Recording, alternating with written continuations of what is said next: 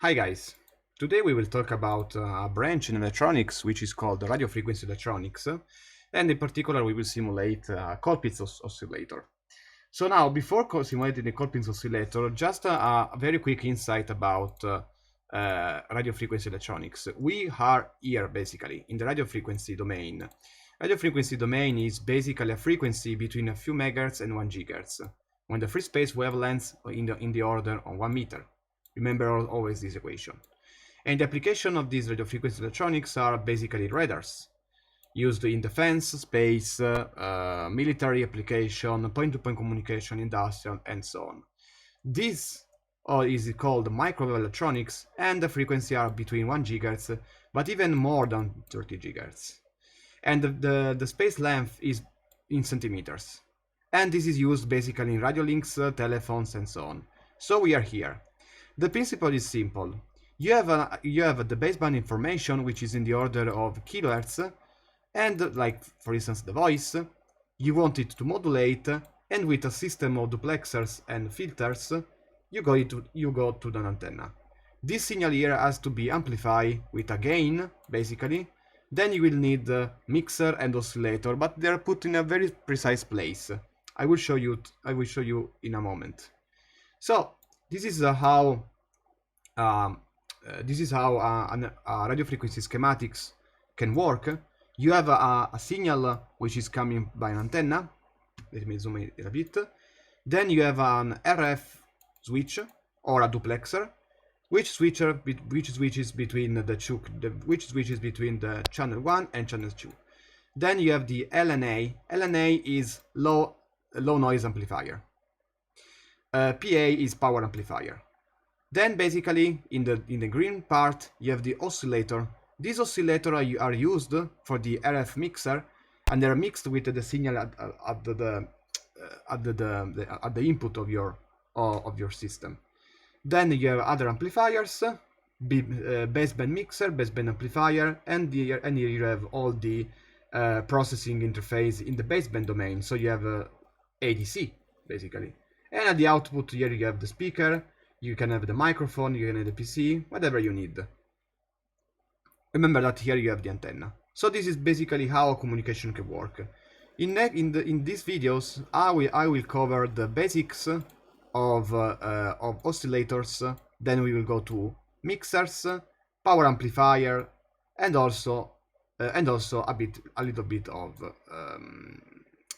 filters.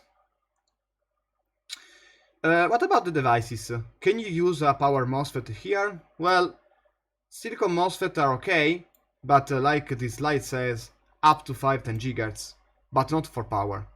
So the most used are the GaAs, gallium arsenide, and they are used with MESFET and HEMS. These can go even to up to 50 GHz and also for high power. GaN are used GaN are basically used for SMPS. Yes, you can even use to 30 GHz, but the GaN are most used for DC-DC converters.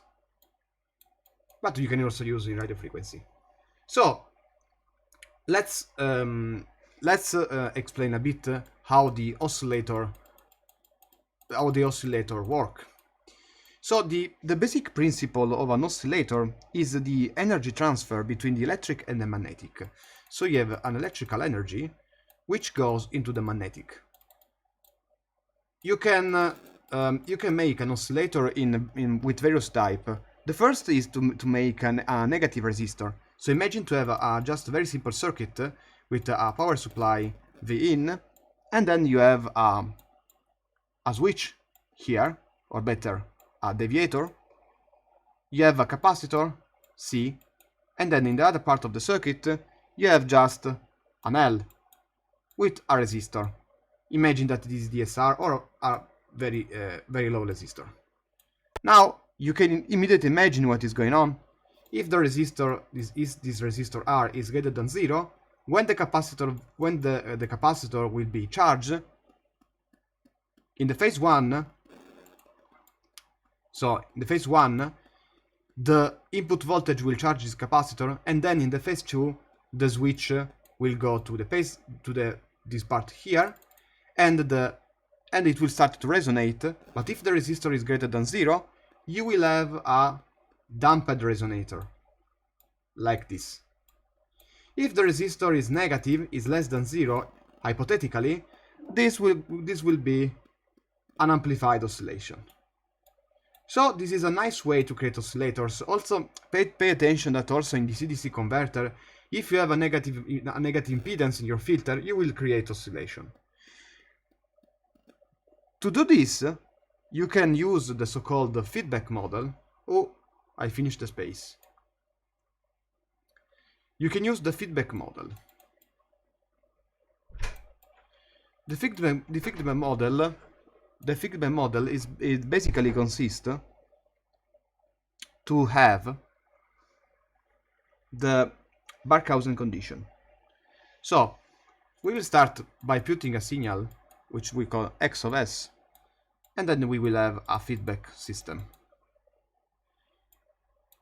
This is the system A of S, and this is the output Y of S. In a feedback system, you have a loop which goes from the output, from the input, with a summation. And this is F of S. Now, to create oscillation, this loop must be positive, so that each of the time, the output will be added to the input, and you will create oscillation. The problem is that you have to respect some starting condition and some condition defined by the Barkhausen condition. So the loop gain, T of S, is defined as the product between A of S times F of S, which is called also H, and by some simple calculation it is A over 1 minus T. I'm not gonna do the basics of control system, but this is basically it. So the Barkhausen condition are basically that the loop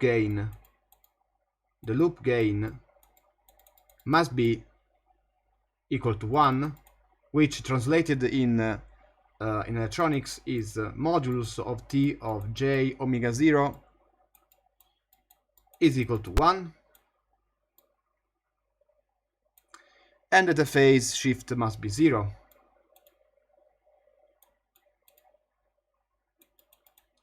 Must be 0, which is the phase of T J omega 0 is equal to 0.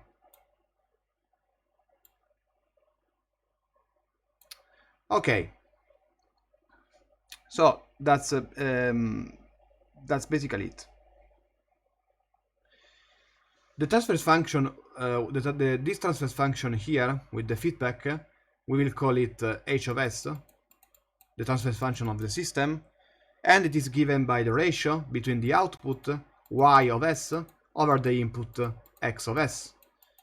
In a closed loop system, it is equal to H of S minus 1 over A of S times F of S, but this is A of S times F of S is exactly the T of S. So this is why H is equal to A 1 over minus T.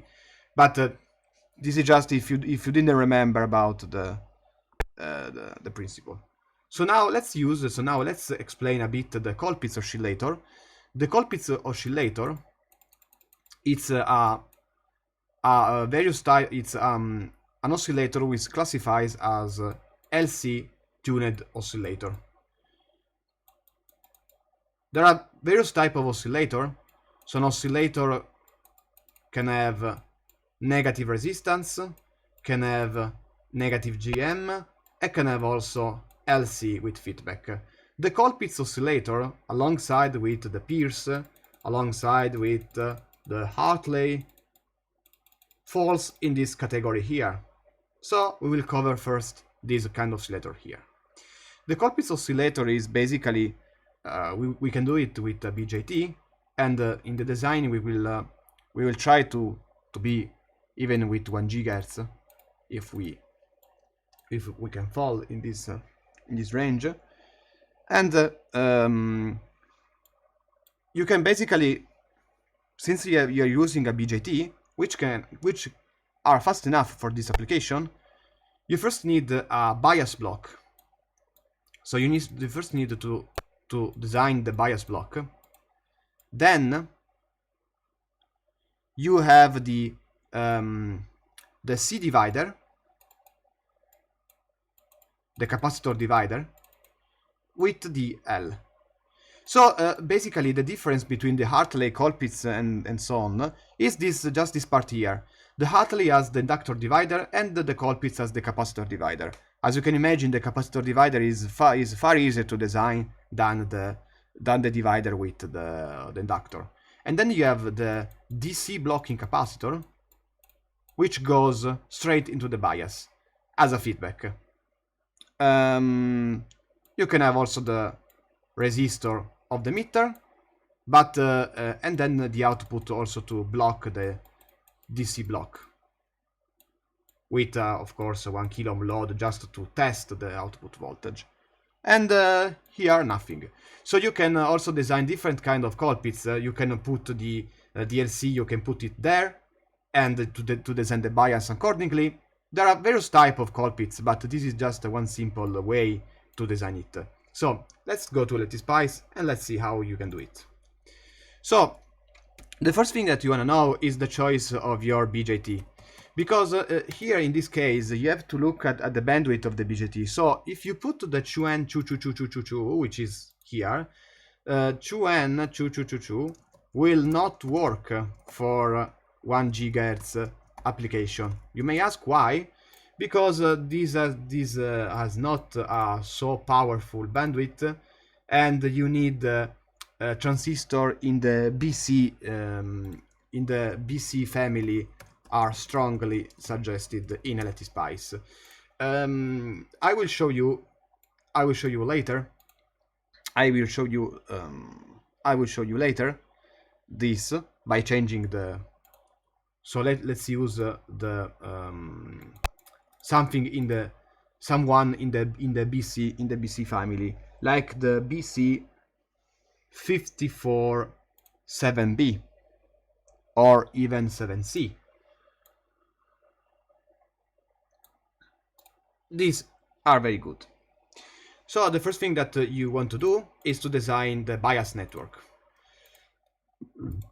You don't have to spend so much time about the Q point amplification and blah blah blah blah blah blah blah. Even though in analog electronics you should do that. I hope that I won't get hated by the community just for not designing properly the bias. But anyway, the most common bias, one of the most common bias used for BJT, is to set a base, a divider here, 1 kilo ohm, 3 kilo ohm, and connected it to the base. This bias will work most of the time, because you are polarizing the base with enough voltage. So that the aim of the bias is to provide the necessary voltage, base emitter voltage basically, and the Q point amplification. But for now, that's it. So let's use the block here, edit, draw, rectangle, and let's say that this is the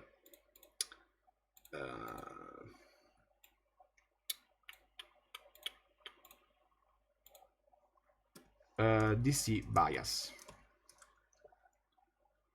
Okay. So now you need, let's set the frequency. Remember that the frequency here is of course 1 over 2 pi, 1 over 2. The frequency is proportional to LC, 2 pi times square root of LC, as you can imagine. LC, but this time C is C equivalent, so this is by obtaining the proper divider. Let's say that if you wanted to go really high with this frequency, you need to select a capacitor in the order of C in the order of picofarad, and L in the order of nanofarad or nanohenry. If you wanted to go in the above the megahertz. So now let's design the tank. The tank is given by the L and the capacitor divider C. We will call this, whoa, we will call this the Colptits, because basically that's the Colptits. The Colptits is basically this guy here, the LC tank. How you can do that? You have to feed this information back to the transistor. And as I said before, you can do it in various ways. You can put the tank here, or you can put the tanks in the collector. I will put it here, but you have to remember that you have to feed with the DC blocking capacitor. Let's put 1 micro, and this is the DC blocking capacitor.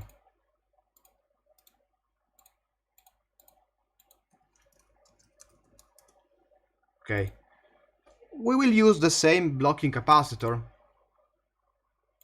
here. Maybe 1 micro is too much, 1 nano should be enough, and just 1 kilo ohm, but this is just for the output voltage purposes. And so the feedback is of course given to the emitter. So you want to put 1 kilo ohm here and connect it to the emitter.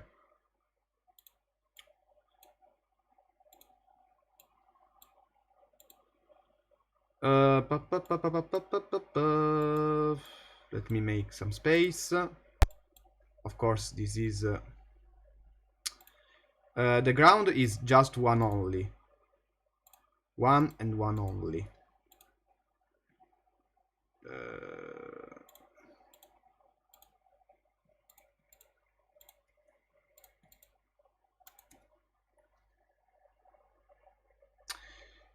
This is another ground, but I don't care. And so the values are, I already designed it for you.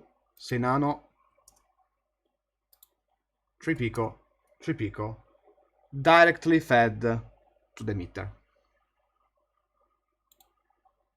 And that's it.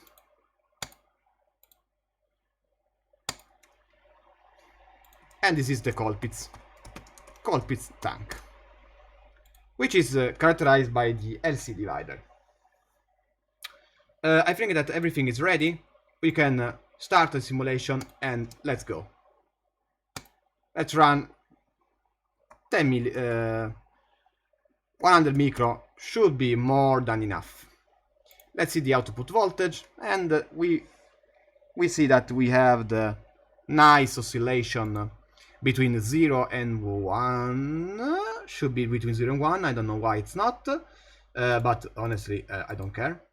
So this is how a radio frequency oscillator can be designed. Well, the design is much more complex than this, but this is just how a Colptits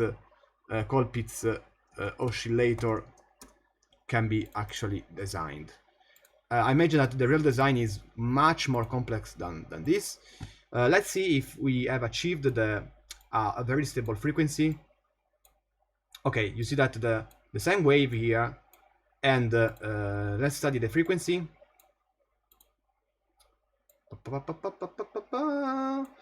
You see that we are in the range of almost 1 GHz. I don't know if my measurement is accurate, and I don't trust this kind of measurement. So the thing that you can do is to see actually the FFT. Let's see the FFT.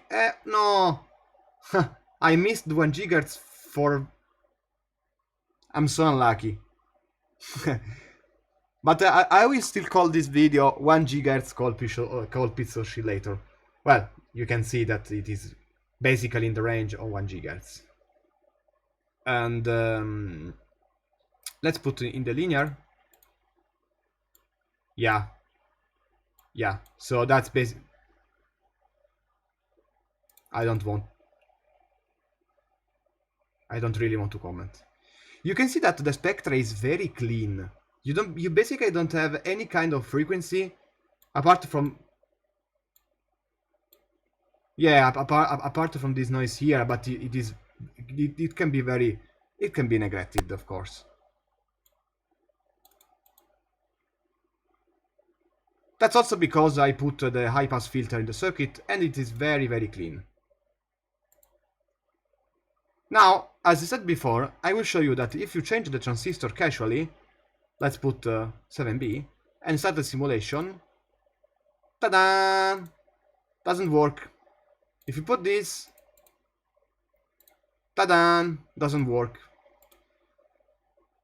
7B, it works. 7C, sorry, it works. And the reason is very simple actually. So if you find on the web the QN2222 datasheet,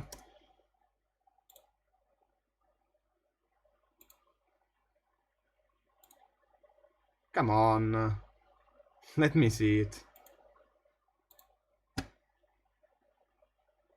Okay, you can have a lot. Let's see that if it is reported the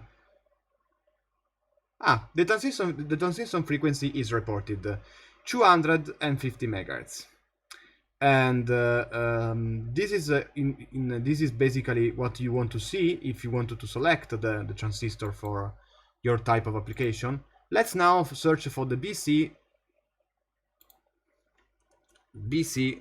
547 BC547C datasheet. Let's see if I can find it on the web. Okay, that should be it.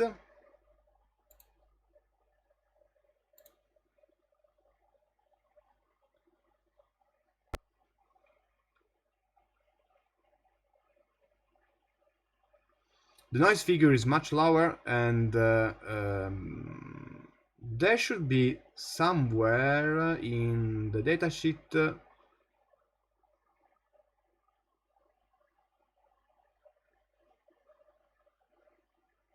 so it has a higher bandwidth product. This is also important.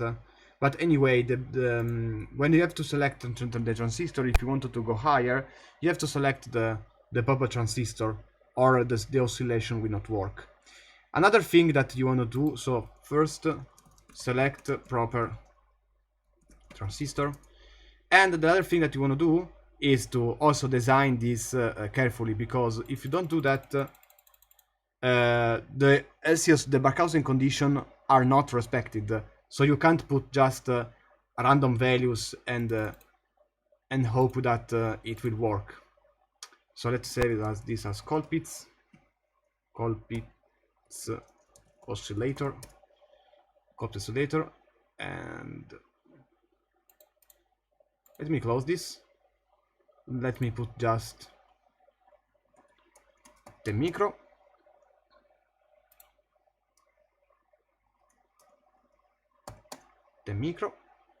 And if you put random values, so let's say 30 pico, 20 pico, 20 pico, 20 pico, 20 pico, and 22 nano, it is not said that it will work. You see that it is not working so properly. No, it is still working, but it is not between minus. It is between -2 and 2, and probably the oscillation has decreased. You see that we are in the range in the 200 megahertz. In this case, I can imagine that the 200 will still work properly as oscillator. You see, it still works. So it depends, as you can see, it depends on the transistor. And so the frequency, the Colptits tank decides the frequency, but also the proper transistor must decide, must be enough must be capable to sustain such frequency. A question that you may ask is if the DC bias affects the frequency. On my first instance, I can say that it shouldn't. Okay, but I will now try to change that. It shouldn't, as long as you provide the necessary voltage, 2K and 2K. Let me just change, for instance.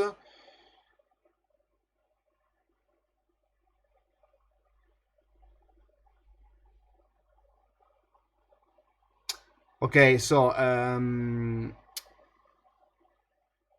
the oscillation is about to start. So I'm just retarding the oscillation, but I don't think that I'm causing so much damage. LTSPICE is so dumb. What is doing? What is this? He's trying to. Uh, now the oscillation should stabilize. Come on. Okay. How many times are you gonna color this?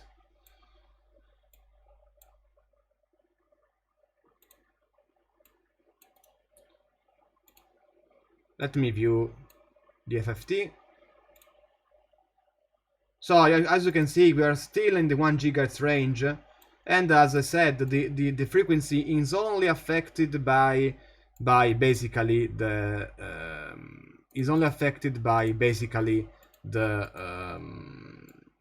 the LC tank. Maybe the frequency has increased a bit because I did not remember that it was so high. It was before. So yes, you can have some influence of the bias, but the most influence, of course, will be by the Colptits tank. I think that it's enough. I think that for today it's enough. Let's see in the next video, and let me know in the comments if you appreciate also radio frequency electronics in my channel, or you don't just want power and analog electronics. So see you guys in the next video, and thank you for your attention.